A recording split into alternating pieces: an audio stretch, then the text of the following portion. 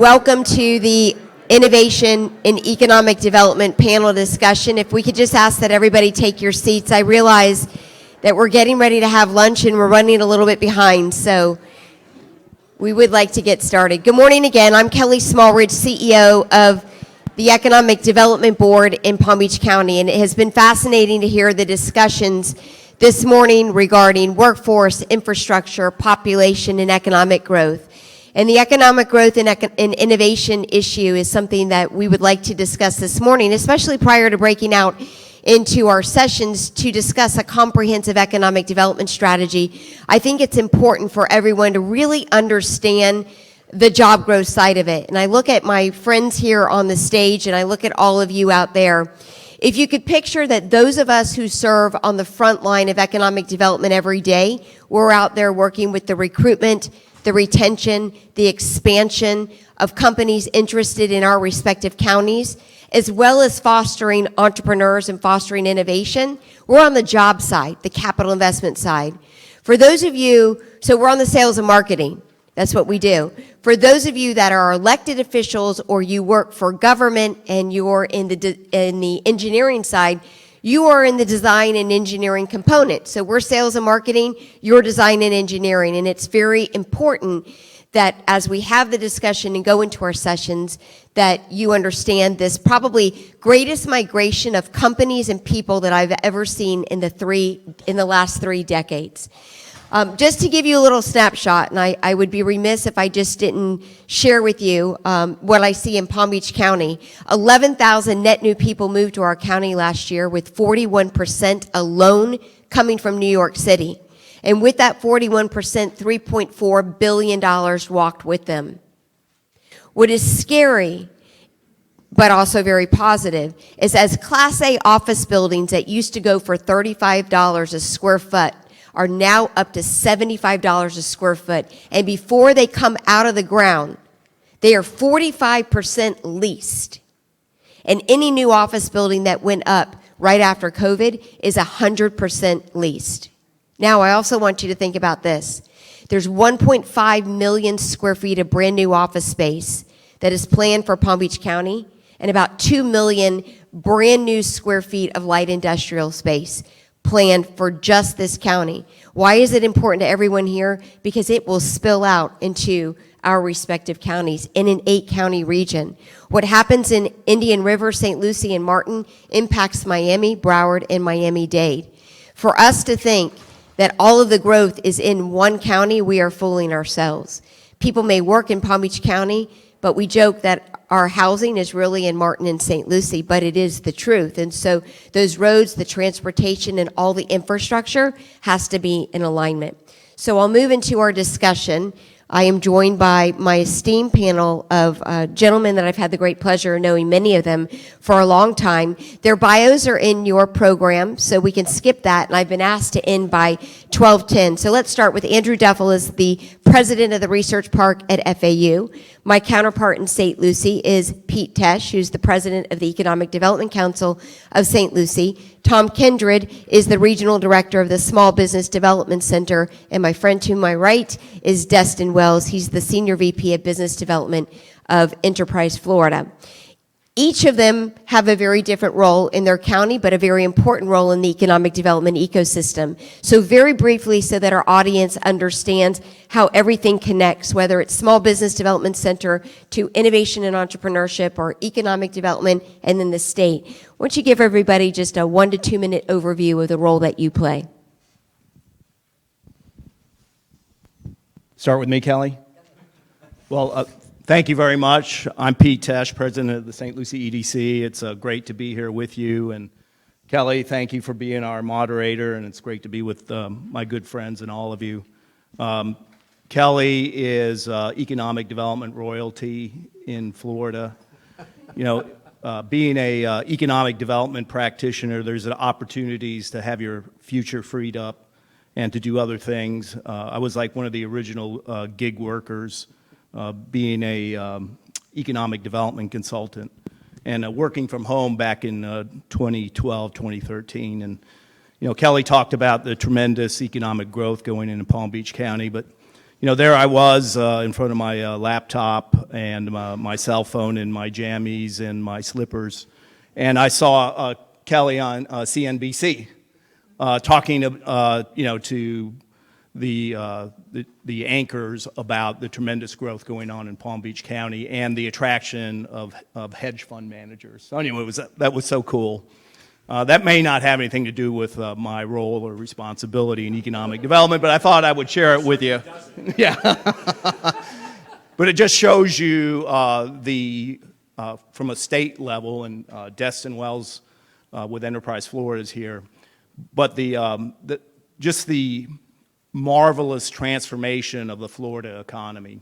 And David Gillespie was here talking about us being a economy in Florida, the 10th largest in terms of GDP, as well as if we were a sovereign nation. So anyway, lots of cool things going on in the Treasure Coast in St. Lucie County. We've had tremendous economic development, job creation, and the couple of things I would like to point out that over the last 5 years we've done 49 projects in manufacturing, distribution, logistics, created 5,000 new jobs, and will create another 10,250 jobs when you look at direct, indirect, and induced. So we have a tremendous challenge in terms of providing a skilled workforce for these different type of operations. Kelly talked about the amount of commercial office space and industrial space. Currently in St. Lucie County, 4.5 million square feet of new industrial warehousing is going up, 4.5 million. Along with that, we're also seeing another 4 million of industrial and commercial space to go up. So we have a lot of work to do. Keeps me up at night, but one thing that is very important is partnerships, and a lot of my board members are here. The chairman of the St. Lucie Economic Development Council, Chris Fogel, is here, and many of my board members, Mark Satterley, Marshall Critchfield was here, Tammy Matthew, and Brian Bauer, and we have a great partnership. So anyway, we do economic development, and I'll shut up. I won't feel as constrained because none of my board members are here this morning. So good morning. As Kelly said, my name is Andrew Duffel.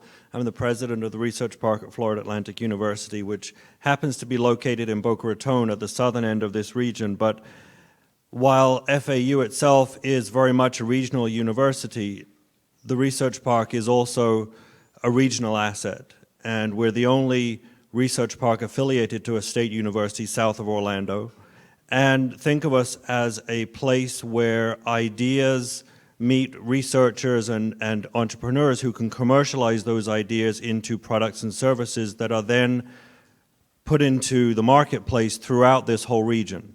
We have companies that have started with us in Boca Raton that are now operating in Fort Pierce, in Aquico, for example.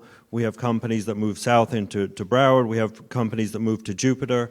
So we are becoming and are sometimes called South Florida's laboratory for new ideas and technologies.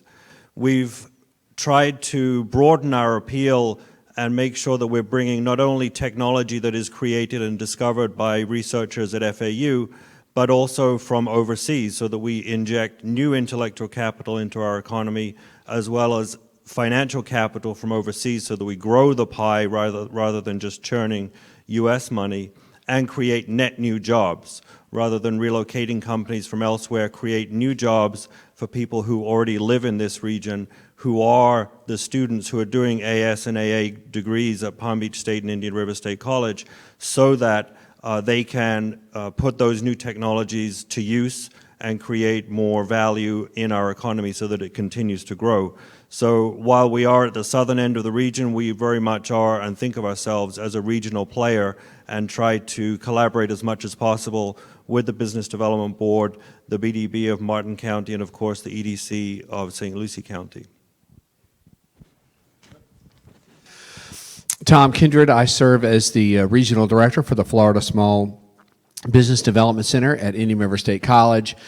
We are a federally funded program through the SBA. Our mission and mandate is to provide credentialed business consulting to the small business community. We serve the same footprint that the college serves, Indian River, St. Lucie, Martin, and Okeechobee County. Within the ranks of our program, I have specialists. I have government contracting specialist. I have an international trade specialist. We have finance specialist, digital marketing specialist. So again, a very powerful program. I like to tell folks all the time that it's so easy for me to talk about the SBDC and understand the value of this program because I spent 25 years in private enterprise. I never knew about the SBDC. There's a very good likelihood, had I known about it, had I used it, I may still be in private enterprise today. But an incredibly powerful, value-added program. Our partnerships are also very valuable to us. We work very closely with all the EDOs across the Treasure Coast. Helene Castletine is here. Joan Goodrich may be here. I did not see Joan. And of course, Pete and Kaylee King in Okeechobee County. So anyway, incredible program, and appreciate this opportunity to be part of the panel. Got to make sure it's on. Well, hello to everyone. Really appreciate all of you being here. This is a really great example of how communities come together to pursue the goals of economic development, create opportunities for our family, friends, neighbors. So thank you for letting me be here with you and for your participation today. I'm Destin Wells, Senior Vice President of Business Development at Enterprise Florida. Enterprise Florida is the principal economic development organization for the state of Florida. We cover a lot of ground. So we have International Trade Division that helps companies export. We have MASBEC, which does minority and small business support, training, and grants. We have the Florida Opportunity Fund, which is the state's venture capital firm. I oversee business development, which is what most of us would consider kind of more the bread and butter economic development. So my team is responsible for working with companies considering expansion or relocation in the state of Florida. We also have a strategic initiatives part of our office, which handles really curating the ecosystem of economic development, partnerships with our local EDO partners, with the service providers. I'm an SBDC alum, by the way. It's a great organization. But we do a lot of work on marketing the state, selling the state, project management, working with companies coming through the process, while always keeping an eye and a mind towards the broader picture of what's going on so that we can identify the trends and perhaps get in front of the curve and make sure that we're capturing as much of that positive activity and economic shifts that we've been seeing lately here to the benefit of our state. Did have a stint in local economic development, 4 years in Sarasota County, so cut my teeth on the local level as well, which learned a heck of a lot. Thought I knew a bunch. I was at the state before, and I thought I knew everything. I didn't know a damn thing. I went to the local level, really got schooled up, and came back to the state last summer and just really fortunate to be there. And some people may feel the same way, but I will challenge you. I do truly have the best job, and again, feel fortunate to serve in the capacity and happy to be here to have this discussion with you. Thank you, Destin. So now that you understand the respective roles that each of the organizations serve in our counties, let's dive into a series of questions, especially knowing that we're going to be developing a SEDS plan later this afternoon. Let's talk about the fact that we are seeing the greatest migration of companies and people and wealth. We all know that the roads are very clogged. We have some really big challenges, and we don't win every client. There are some issues, really big issues that we are facing in bringing companies to the finish line.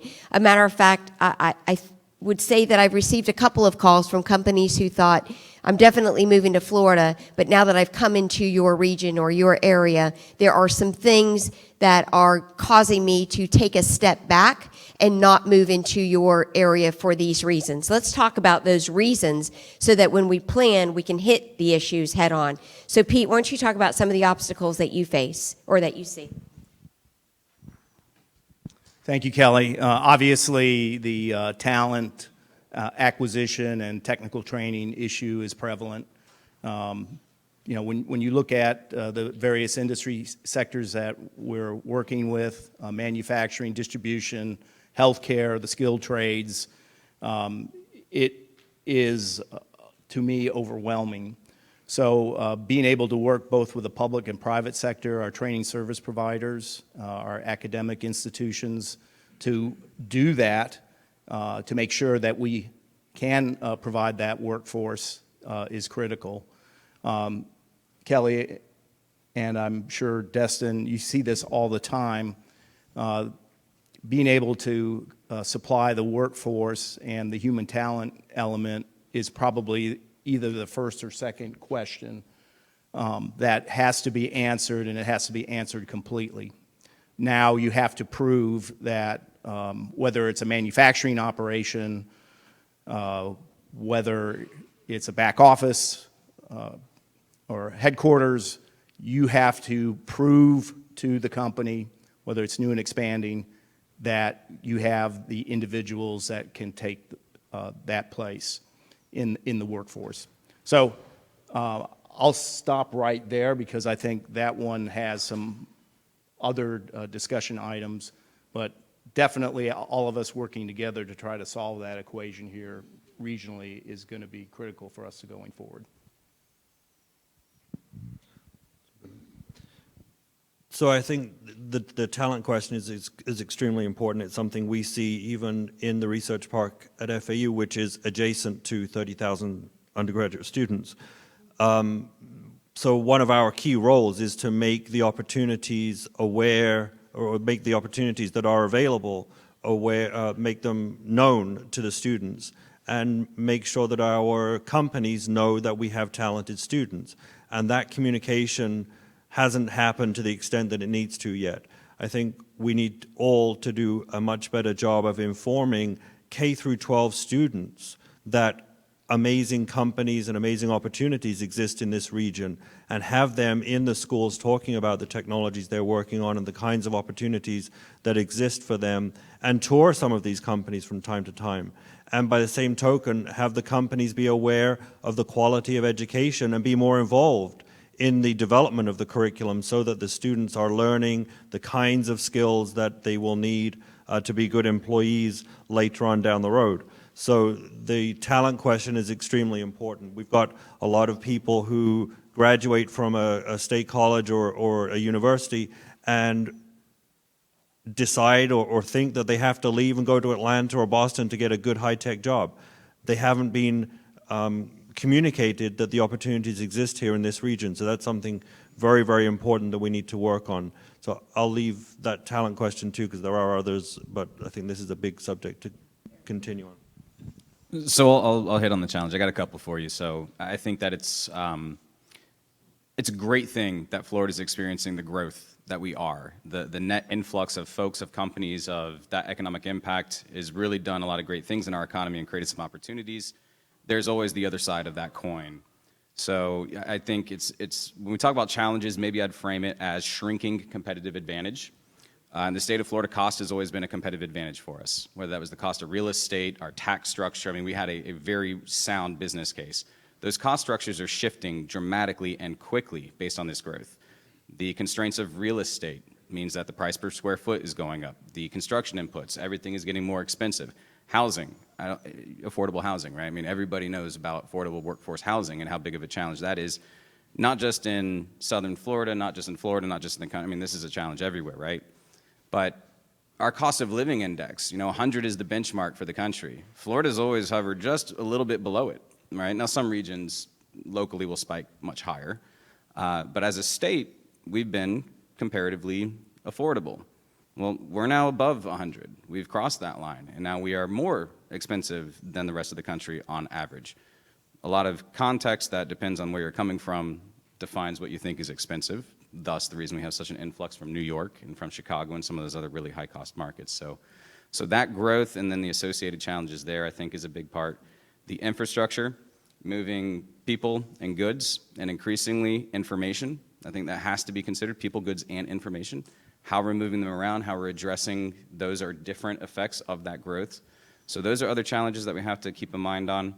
And then site availability, the real estate component is a constraint. I hear about a lot of stuff coming out of the ground, and that's wonderful because this is a massive constraint throughout the state of Florida. where we just don't have the actual physical location to put some of these companies and these activities that are coming in and wanting to come here to Florida based on the availability of land that's properly zoned, that has all the utilities, that is really ready to go. So just a bit more flavoring on some of the challenges we're seeing. Obviously, my perspective on all these issues is from the small business perspective, and it's easy for me because it's ditto to all the above. Obviously, workforce is an issue for small business owners. Cost is an issue for small business owners. But just very quickly, I'll add a couple of issues. I'll start with a data point. The 4 counties of the Treasure Coast, Indian River, St. Lucie, Martin County, in 2021, we had 11,644 new business starts. So from our perspective, obviously we see some issues with startups. Capital access issues certainly is going to be a challenge for us to service and foster these businesses as they start. Obviously, what's happening in terms of the high level economic development, we've got some big companies, Amazon, those types of organizations moving in. That's going to offer us an entrepreneurial opportunity for startups to support these bigger companies. But again, capital access I see as a big issue in terms of the entrepreneurial ecosystem around our marketplace. And Tom, I'll add to your issue of capital access. We are very hopeful that with all of the wealth that's moving to Florida, that we can tighten up and create greater access to capital. I wanted to also add on to something that Andrew said that I think is important. I think that for 20 years, there's been this perception, or maybe longer, that when you graduate from high school or college in the state of Florida, you have to go to New York or Chicago or Boston to get a job. And I think that all of us, no matter what county you come from in this region, we need to really think of ways that we can more closely align our high school students and get them early on to the jobs that are in their backyard so that they understand they don't have to do that. And then Destin said something about, the challenges with the properties, finding available sites. It is shrinking, and we have to start looking at infill sites. And so if you look around corridors where there are one-story buildings that aren't at capacity, what do we want to put on those, and how do we make sure that the transportation systems work with them? The other thing that we're seeing is that with this outside population coming in, unfortunately, they're making 30% more than what we make in the state of Florida. So they're able to buy homes 30% higher, and unfortunately, they're displacing people that have lived in our county and our region for 10, 20 years, which I think is very, very disappointing and hard to see, because everything is either shifting north or shifting outside of the state. People that have raised their children here not really wanting to deal with the prices that are here. Now I'd like to shift to this conversation about transportation. In the economic development world, when we serve on the front lines, doesn't matter if you're placing someone at FAU's R&D Park, or if you're over in St. Lucie or Palm Beach, or a small business, there is this question. Thank you, Destin. Drive us a 5-mile radius around the building where I want to locate, and tell me how our workers, our employees, will get to our office or our facility without ever getting in a car. Now, everything that I see today is you're getting in a car for the most part. Now, thank you for Brightline and for Tri-Rail, but the other issue that I see is you have dense cities where the rents within these very popular cities, I'll throw out 3 in my county, Boca Raton, West Palm Beach, and Palm Beach Gardens. Very desirable places to live and very desirable places to work. What's happening? The people in the buildings can't afford to live in the apartments next door, so what's happening? They're bringing their cars in now. They can't find parking in the building that they lease, and there are no more parking garages in the city. So what do we do with all these people? Talk to me about some of the transportation issues that you face, but just don't give us the issues. Give this group what you think should be the solutions.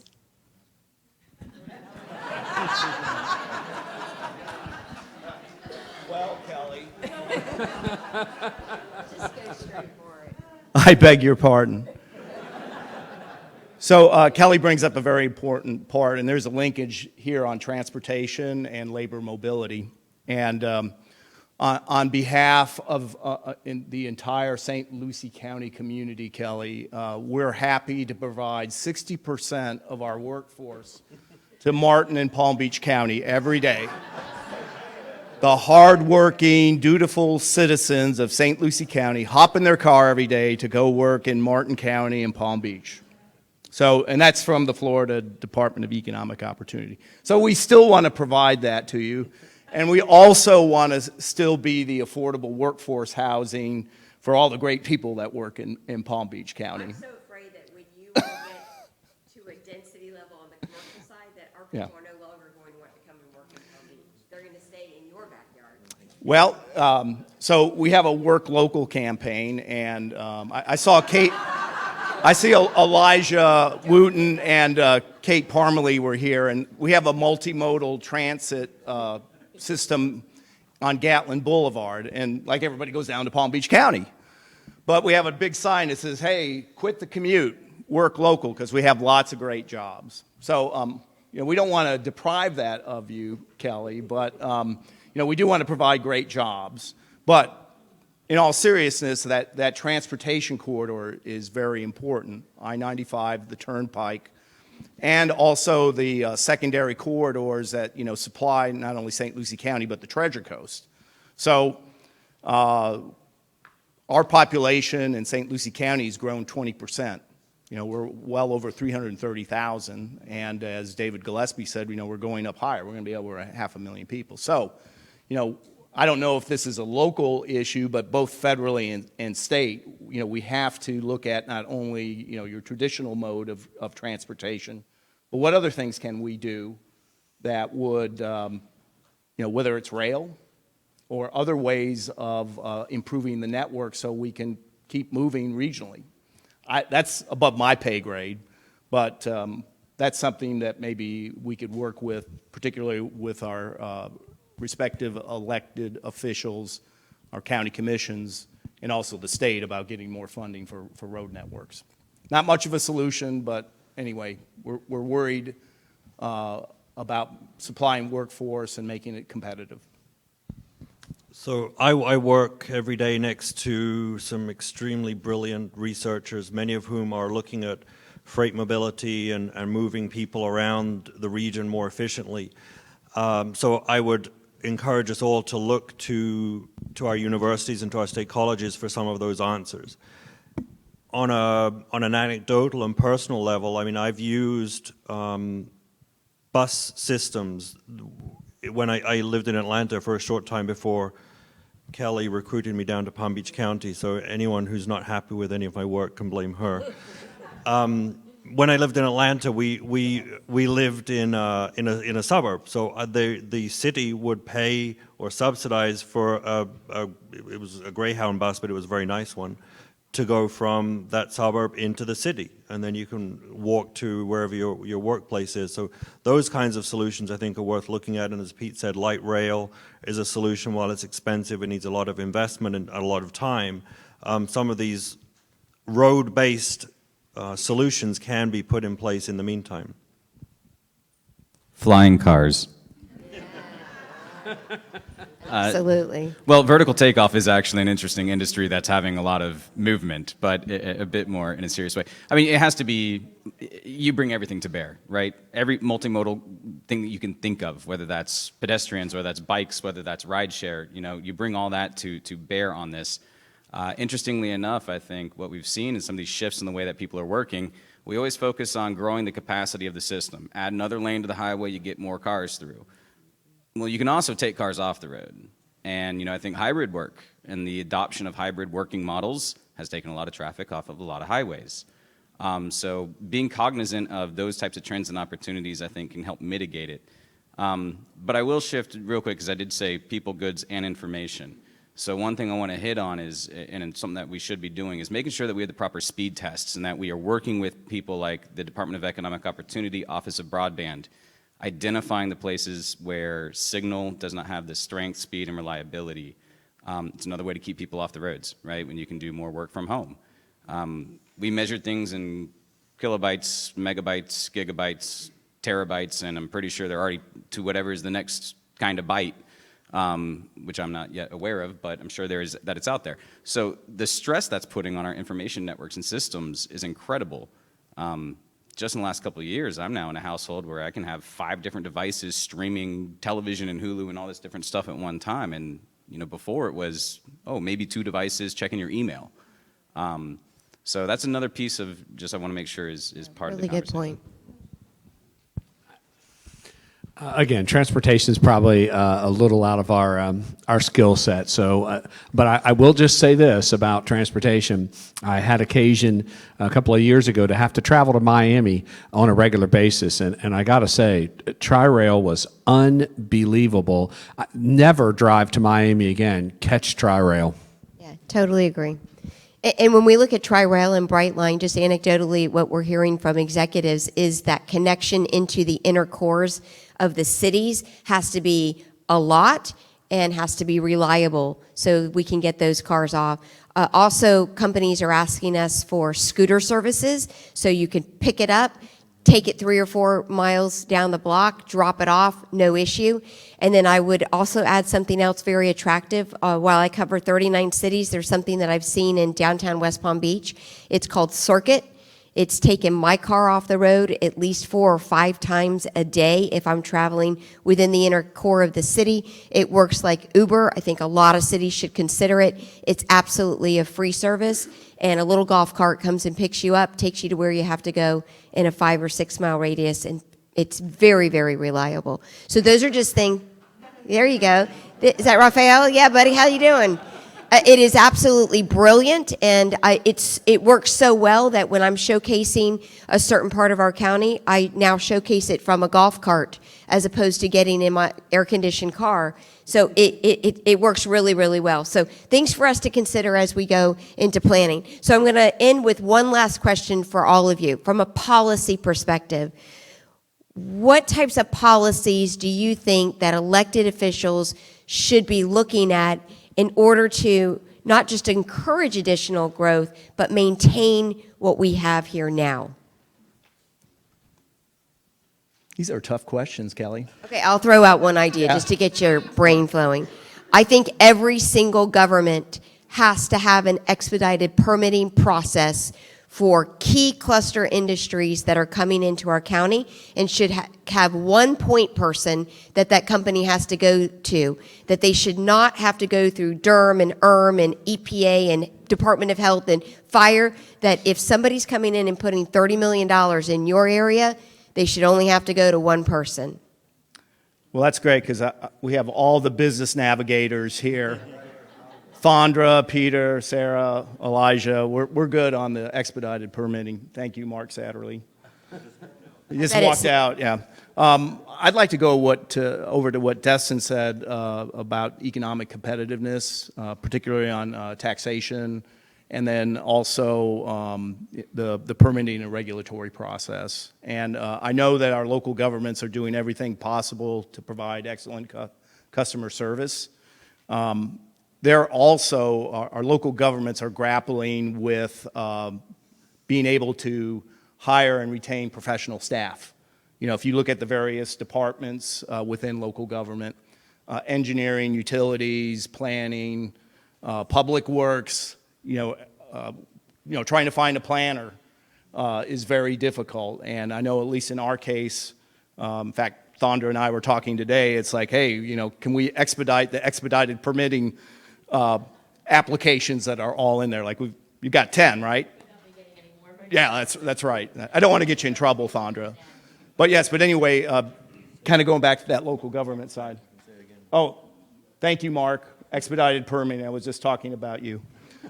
Anyway, I don't know how we could help in that regard with our local governments to help them get Staffed appropriately. Yeah, I mean, that's a pretty tactical, simple solution, but you think about that causal relationship of being able to expedite those permits and having the right people do it quickly. Something that might be easily accomplished from a planning perspective. Agree. Like my colleagues here, I try to think of economic development from a holistic perspective. So I was really gratified when the Florida Chamber took on the fight against generational poverty.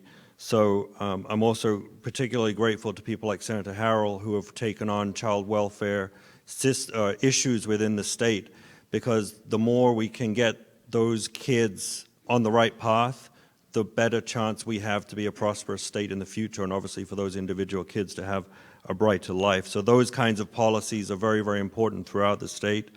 Senator Harrell has really championed those. And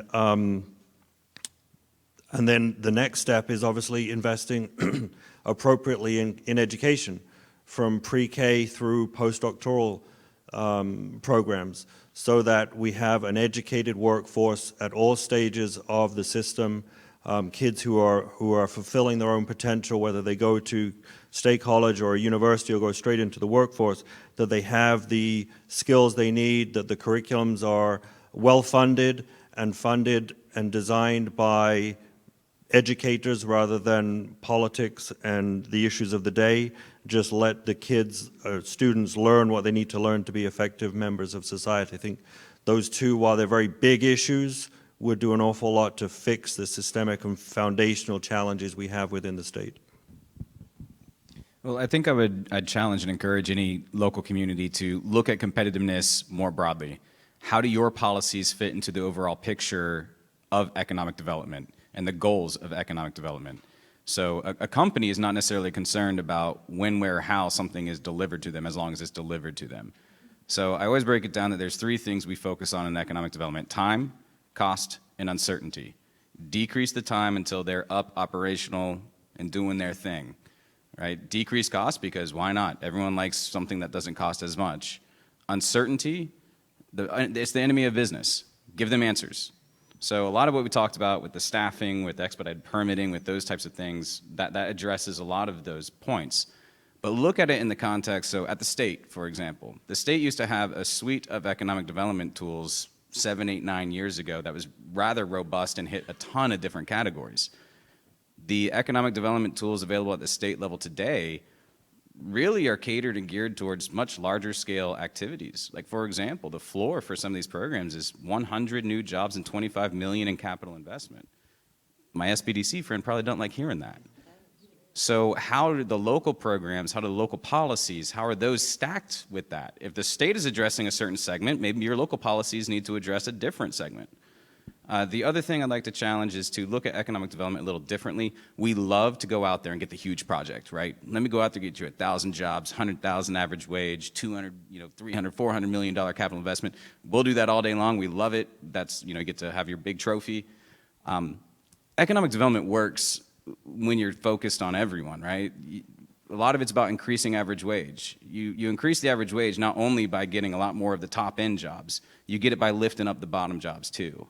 And so I think our policies and programs need to be really looking at and take into account the entirety, both from the state layered with the local, but also from not just focused on these highest points, but understanding that in our communities and our economies, there's a lot of nurturing and catering that needs to happen so that we can lift everyone up and ultimately have the better goals for our community. Well, again, and to piggyback a little bit on that comment, and again, from a small business perspective, I think one of the most important issues for us, and we learned this through the pandemic, there was an awful lot of available dollars out there. There was local grants, there were PPPs and EIDLs, and what we learned through the last 2 years, that we've got some underserved communities and some minority-owned businesses that had an awful difficult time accessing those dollars. I noticed yesterday in the Tribune, there was a cover story about minority businesses struggling to get access to this capital. And from an SBDC perspective, that's an important issue for us. And we've begun to implement some programs. We've got some partners like Bank of America that have allotted us some dollars to get into those underserved areas and work with those minority businesses. So I love the idea of, the local governments actually focused on some local issues.